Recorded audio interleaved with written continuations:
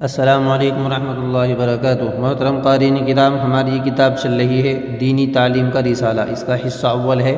آج اس کا یہ تیسرا سبق ہم پڑھتے ہیں اور آگے بڑھتے ہیں۔ آپ ہمارے ساتھ سیکھتے رہیے اردو، قرآن کریم اور عربی پڑھنا اور اسلامک واقعات۔ براہ کرم آپ ہمارے چینل کو سبسکرائب کریں۔ جزاک اللہ خیر و احسن الجزاء۔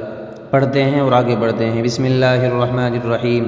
یہ مسجد ہے، یہاں مسلمان نماز پڑھتے ہیں، اللہ کو یاد کرتے ہیں، اس سے فریاد کرتے ہیں۔ آپ ہمارے ساتھ بنے رہیے اور سیکھتے رہیے اردو پڑھنا، اسی لیے آہستہ آہستہ پڑھا جاتا ہے تاکہ پڑھنا آ جائے۔ اس سے پہلے ہم نے قاعدہ پڑھایا ہے، جو آدمی بالکل اردو پڑھے ہوئے نہیں ہیں براہ کرم وہ تمام کی تمام ویڈیوز پلے لسٹ میں موجود ہیں قاعدے کی، ان تمام کی تمام ویڈیو کو دیکھیں، انشاءاللہ اردو پڑھنی آ جائے گی۔ مؤذن پکارتا ہے، اللہ اکبر، اللہ بڑا ہے۔ حی علی الصلاۃ، آؤ نماز کو، اللہ کے بندے آتے ہیں، سب مل کر نماز پڑھتے ہیں۔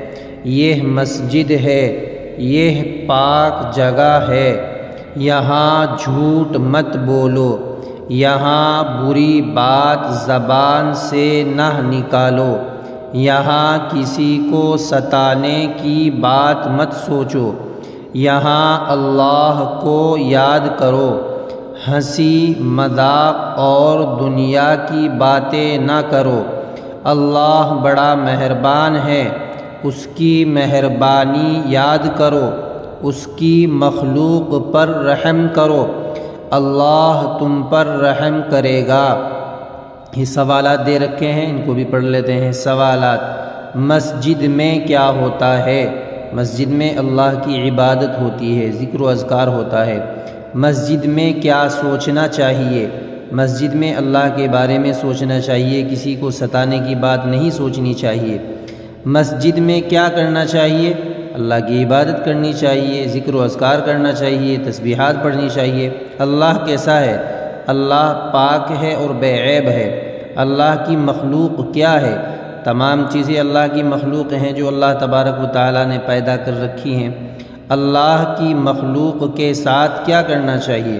اللہ کی مخلوق کے ساتھ رحم کرنا چاہیے۔ مخلوق اور مہربانی کا مطلب بتاؤ۔ مخلوق کے معنی پیدا کی ہوئی چیزیں جو اللہ تعالیٰ نے پیدا کر رکھی ہیں، خلقت، مخلوق پیدا کی ہوئی چیزیں، وہ تمام کی تمام چیزیں مخلوق ہے۔ اور مہربانی کسی کے ساتھ نوازش کرنا، کرم کرنا، لطف کرنا، یہ مہربانی کے معنی ہوتے ہیں۔